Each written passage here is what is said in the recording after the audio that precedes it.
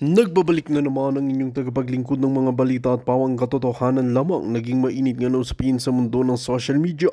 Talaga naman na pinasuko na nga ni Marcoleta itong si Soto na ito dahil nga sa kanyang mga kabulukan at mga karumal-dumal na ginagawa sa bansang Pilipinas, lalong-lalo na nga sa kaso na talagang pilit na itinatago kahit ilang dekada, at ngayon nga ay may mga kaso rin itong si Soto na ito.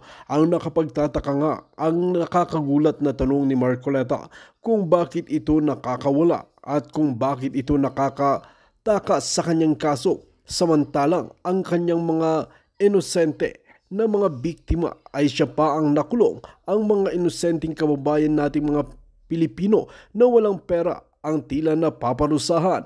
Kaya naman ngayon, ayon nga sa banat ni Marcoleta na hindi nga papalagpasin itong si Soto na ito. Sa kabilang banda ay dapat nga rin daw maparusahan at makulong itong sikuting ng norte na ito dahil sa kanyang mga kabalbalan at karumal-dumal na ginagawa sa bansang Pilipinas, na kung tutusin at pag-aaralan nga natin ay talagang wala nang magandang nangyayari sa bansa natin, kung di puro mga buhaya, pangungulimbat ng salapi, at higit sa lahat ay hindi na nila ginagampanan ang kanilang mga tungkulin. Well mga kaibigan, para nga sa karagdagang impormasyon, panoorin nga natin ang buong video. At kung bago ka lamang sa aking channel, huwag kalimutan i-click ang subscribe button at notification bell para lagi kang updated sa ating mga bagong video. At para sa sulit viewers natin dyan, maraming salamat sa walang sawang pagsuporta. Yung mga Duterte, di ba? Ganun po ang ginagawa ng mga Makabayad Black. Gusto po ba ninyong marinig ang Makabayad Black? O ito. Para magamit ang unprogrammed appropriation, sino ang nag-a-approve ng special budget request ng DPWH to the Secretary? Ang Department of Budget and Management po. Ang Department of Budget and Management, tama po ba yun? Tama po. Final answer? Tama po. Pero sabi po, if we go to... Ito mga ka-reaction. Ito Makabayad Black to. Binabanatan na nila si Bongbong Marcos kasi wala na yung amo nila eh. Sino ba talaga ang amo ng mga Makabayad Black? Ang mga Makabayad Black, ang amo po nila ay si Martin Luther King. Si Martin Luther King medyo humina na ang power, pero par naman kasi yung speaker ay sunod-sunuran lang sa kanya ngayon. Pero at least wala na. Section 35, Chapter 5, Book 6 of... Para magamit ang unprogrammed appropriation, sino ang nag-a-approve ng special budget request ng DPWH to the Secretary? Ang Department of Budget and Management po. Ang Department of Budget and Management, tama po ba yun? Tama po. Final answer? Tama po. Pero sabi po, if we go to Section 35, Chapter 5, Book 6 of EO number 292, Special Budget for Lump Sum Appropriations. Expenditures from lump sum appropriations appropriated for any purpose for any department To be approved by the President. So ang approval po ay Presidente. Tama o mali? Binasa ko na po eh. Well, yes, tama. Tama po. So in other words, ayon na po rito, ang nag-approve po ng lahat ng mga proyekto sa unprogrammed appropriations ay ang Presidente mismo. The Honorable Tino, please wind up. Ang sabi po ng Palasyo, wala pong role ang Presidente sa issue ng flood control. Hindi siya involved sa corruption. However, ang malinaw po na na-establish natin, actually, yung approval ng over 4,000 additional infrastructure projects funded from unprogrammed appropriations, particularly in 2023 and 2024, ay lahat po yan para mapondohan from unprogrammed appropriations, kailangang aprubahan po ng Presidente. Malinaw po yun mga ka-reaction ha. Ibig sabihin, lahat ng na-aprubahan ng mga budget ay dadaan sa Presidente yan. Alangan naman hindi alam ng Presidente na may nakawan. Naku naman. Mayor Magalong. Mayor Magalong okay na yan. Okay na. Dahil naramdaman ni Bongbong Marcos, hindi kanya mapapasunod ng 100%.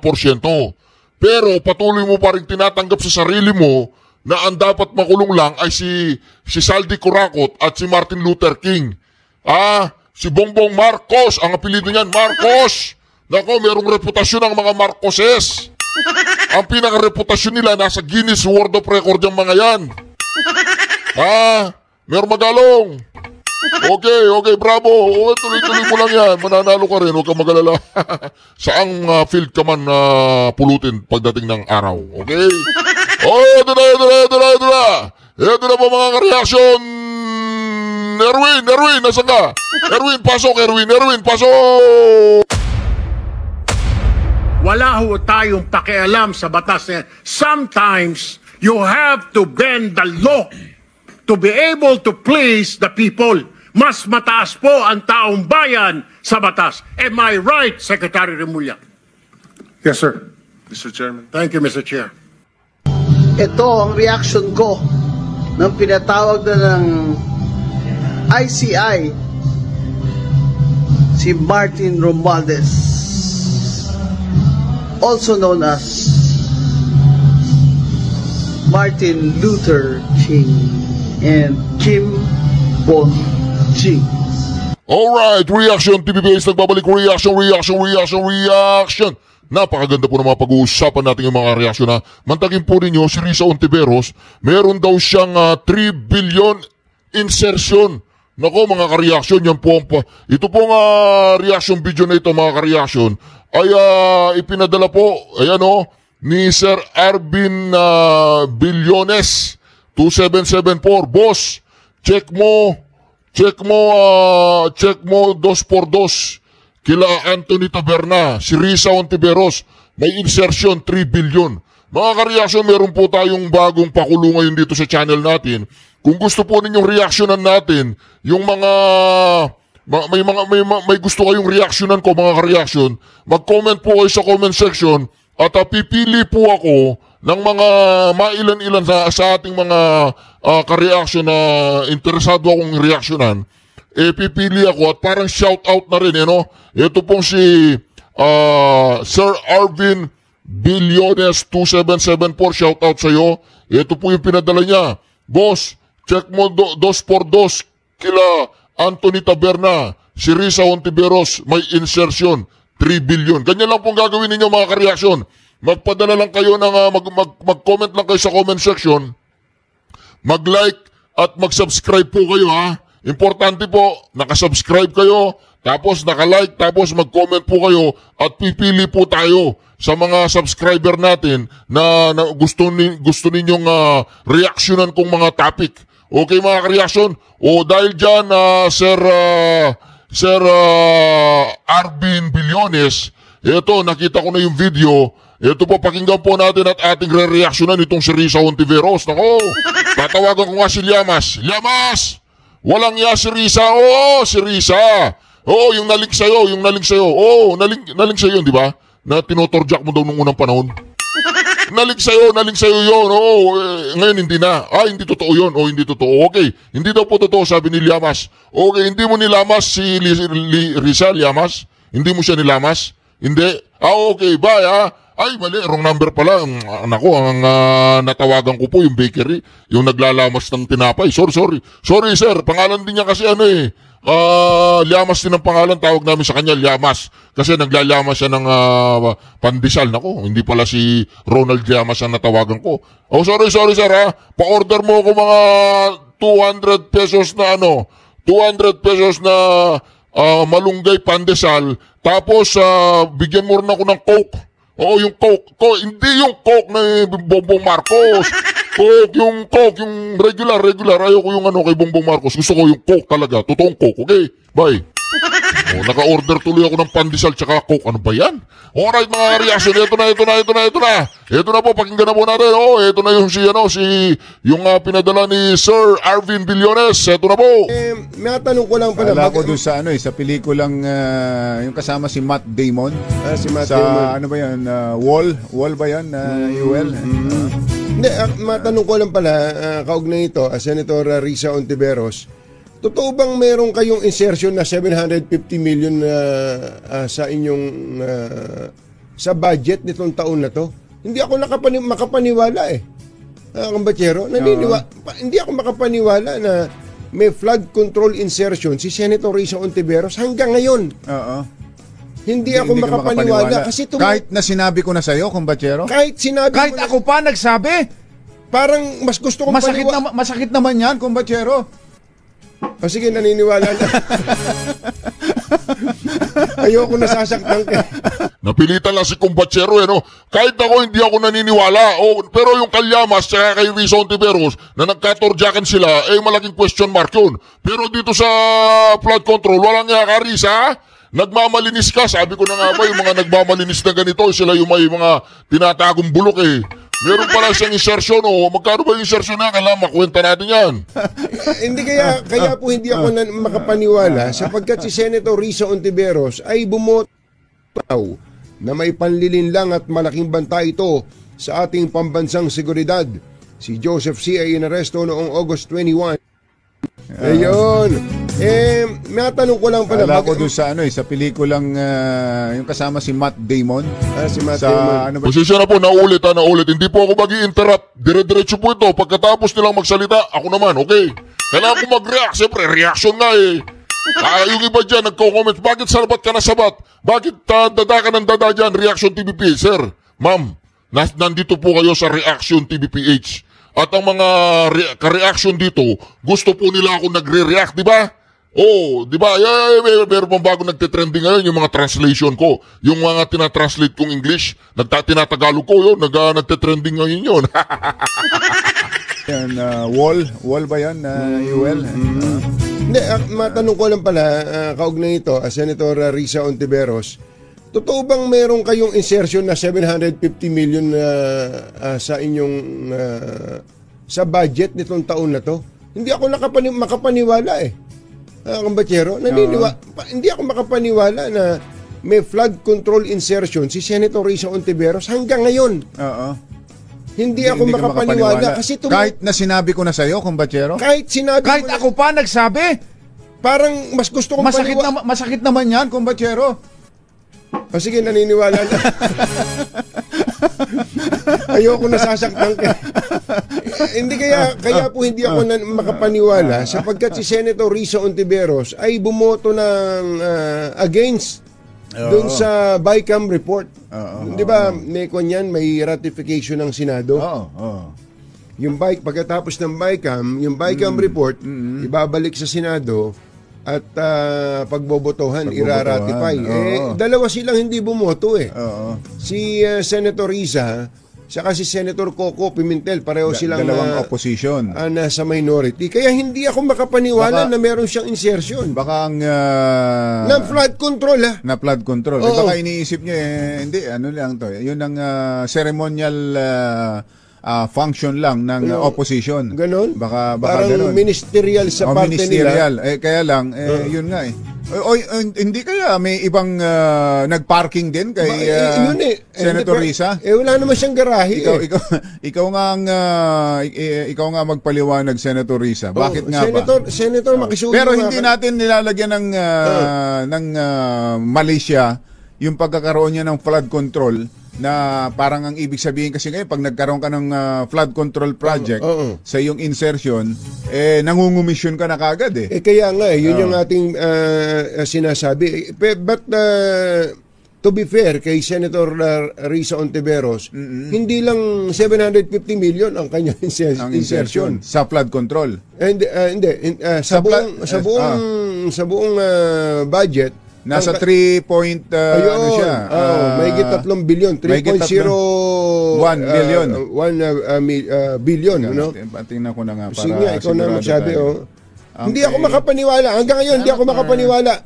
Risa Ontiveros, mga magulang at mga mahal na mga taga-subaybay, ang kanyang kabuuang budget. Saan mo ba nakuha yan? Para sa 2025 natawagan mo na ba, Yuel?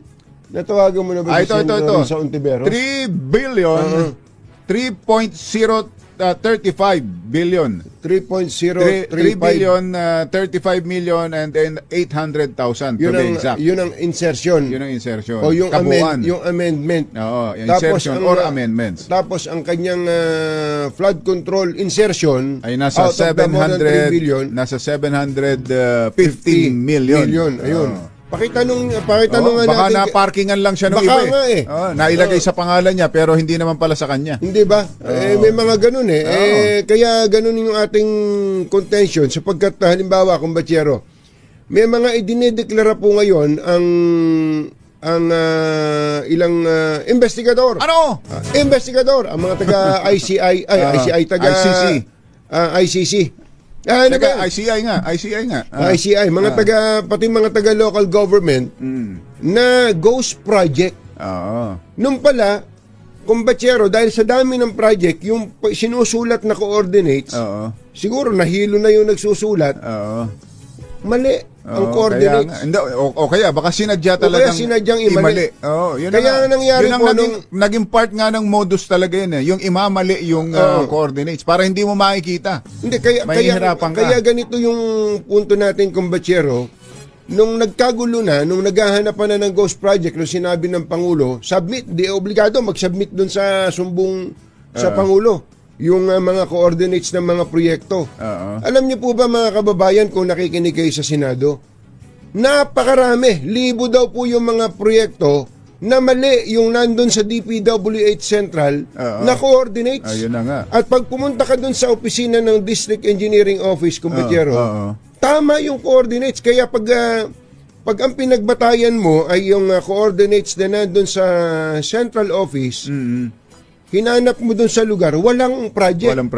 Pero pagka pinuntahan mo yung District Engineering Office na kung saan tama ang coordinates, makikita mo yung project. Dahil sila talaga yung sila yung nakakaalam ng coordinates. Mismo, Kaya yung kay Senator Risa Ontiveros, hindi kaya inilagay nyo lang sa pangalan ni Senator. Ba't nyo ginaganyan si Senator Risa? Baka nga. Di ba? Sige nga, Yuel, try nga natin si Senator Risa mamaya, para baka meron ngang ganun lang ang ginawa sa kanya. Para biruin mo hindi ako makapaniwala Hindi ako makapaniwala na meron siyang flood control nakita mo naman yung pinakita ko sa yung papel. Nabaliktad Hindi ka naman naniniwala. Nasasaktan naman ako sa. Naniniwala na ako. Maria, samantala, bawal pa rin ang mga eroplano na lumipad malapit sa Bulkang Taal. Sa inilabas na notice to airmen ng Civil Aviation Authority of the Philippines, bawal lumapit ang... Naku mga kareaksyon, ito na. Lumalabas na po mga kareaksyon. Lumalabas na po ang baho ng mga kalaban. Ito pa lang si Risa Ontiveros 715 flood control, 715 million flood control, tsaka 3 billion daw, may 3 billion insertion. Nako, Risa, ano ba yan? Kailangan mong ipaliwanag yan, Risa.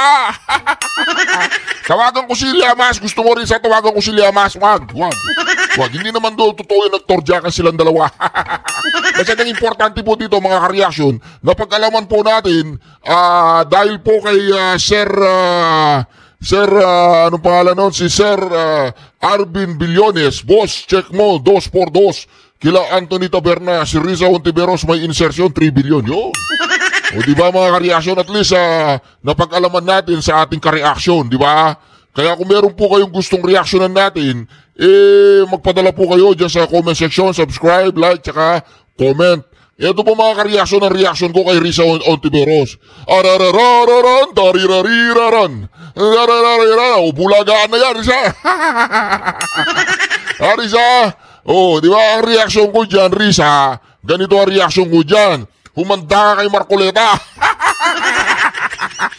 Umanta kay Marcoleta, tapos sabihan mo yung mga mga minions mo. Pag chinachat ka nila, ayusin nila para pag nagsalita ka, babasahin mo na maayos yun. Katulad nung ginawa mo yung meron kang mga tauhan mo sa likod. Kailangan meron kang magaling na nag-aano sa Google, mga Google Finder mo. Diba? Ginugoogle nila yung mga batas. O ngayon, Risa, i-google mo ano yung gagawin mong magandang pangangatwiran. Yung 3 billion insertion, tsaka 700 plus million sa flood control. Ayusin mo, Risa, hihintayin namin yung yung pagpapaliwanag mo dyan. Yung magkano binabayad mo sa nagme-makeup sa'yo. Di ba? Ganda yun. Kailangan talaga si Risa Ontiveros mag-usap silang dalawa ni Llamas kung ano susunod na moves nilang dalawa. Alright, dako naman po tayo sa sagutang Mayor Magalong at saka itong si Auntie Claire.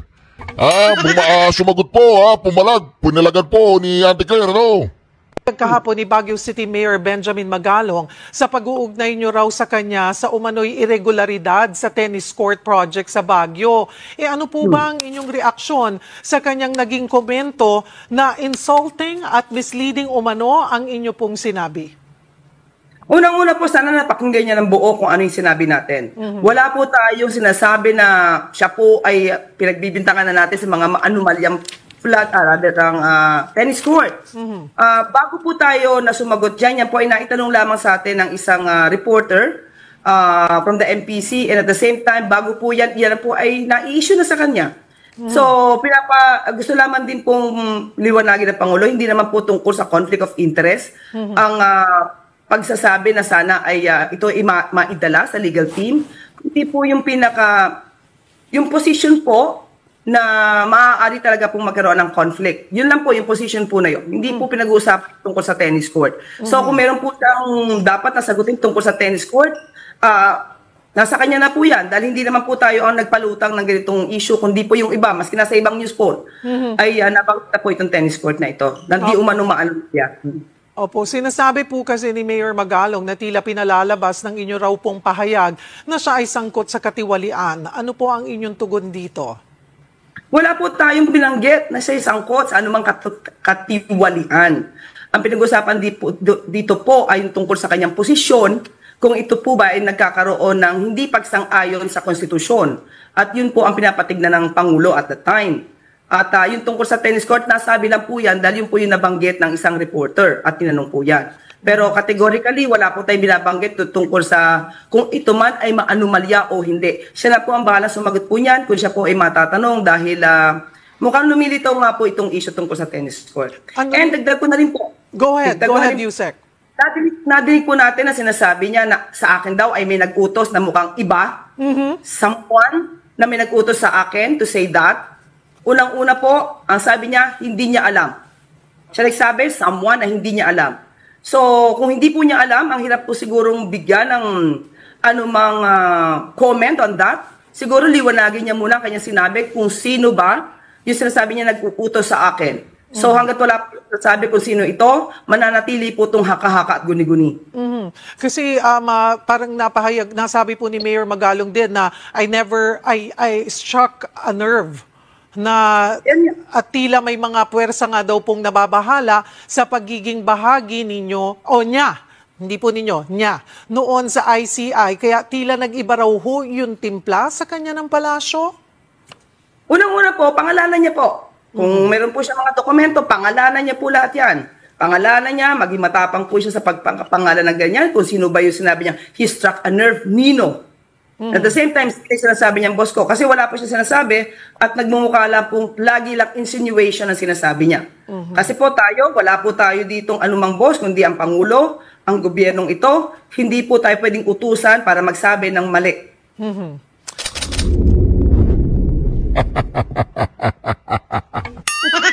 Si Auntie Claire, ba't kaya gano'n, no? Parang lagi po siya nagkikipag-away, no? Ano kaya ang pinaglihi kay Auntie Claire? Ha? Siguro ang pinaglihi kay Auntie Claire yung mga chismosa dyan sa tabi-tabing bahay na pag nangutang hindi na nagbabayad. No? Siguro yung mga ganong pinaglihi si Auntie Claire. Kasi pag nagsasalita siya, parang lagi siya nagkikipag-away eh. Parang yung mga bumibili sa palengke na tumatawad, wala namang kasalanan. Parang gano'n yung, magkano po ito? 5 piso kilo. Ito po, 450 lang eh. Ba't dito mahal-mahal? Hindi mo pwede 4 pesos na lang. Tingnan mo, nakikipag-away na, tumatawad na, wala namang kasalanan, nakikipag-away. Ganun na ganun po si Auntie Claire. tumatawad, wala namang kasalanan. Ay, kasalanan, marami ka. Kasi Auntie Claire, bagong buhay ka na, Auntie Claire. Ako. Ganun kami rito, ganun ang governance namin dito. Ito po si Mayor Magalong, ha? Sasagot siya. DJ Chacha. And during that time, na nanalo sila, wala pa kaming alam na maanumalya pala itong St. Gerard na ito. Ito lang naman 2025 ito nangyari. At nalaman ko rin na nung nagkakaroon na nag-umpisa na yung mga project do sa tennis court, nalaman ko na bakit hindi umarap yung St. Gerard, bakit itong Panlaki ang umarap, only to find out na pinasubcontract pala. Kaya pinatutukan namin mabuti. Tinutukan namin mabuti. Pero only to find out, nung mga 2025, nagagalit na ako. Bakit ang laki-laki na? Bakit nadidelay na yan? Kailan pa matatapos yan? So sabi ko, patawag nyo na yung St. Gerard. That was before the elections eh. Patawag nyo na yung St. Gerard at sabihin nyo sa kanya, kung hindi pa niya aayusin niya, tatapusin yan eh. Ipapaterminate ko siya, ipapa-blacklist ko pa siya. So nagpanik sila. Nagpuntahan sila rito sa Baguio. Oo. Minadali nila ngayon. During the final stage, nung yung maglalagay na sila, ayusin na lang. May lalagay kasi silang material na maganda dyan eh. Dyan sa yung tinatawag nilang Mark 5 ba yun? Yung para pumantay pas bago nila pipinturahan yung kulay green. Yung mismong court na paint. Minadali nila, maski na umuulan, minadali nila. Yun ang nangyari tuloy. Nagtuklapan yung pintura. Yun ang nakikita ng tao ngayon. Na siyempre, pintura. Pero kung titignan mo yung structure, okay siya. Walang problema sa structure. Mayor, sino po yung subcontractor na kinuha? At saka, kailan po yung sinasabi nyo na pinatawag nyo sila? Panlaki. Ano po ulit?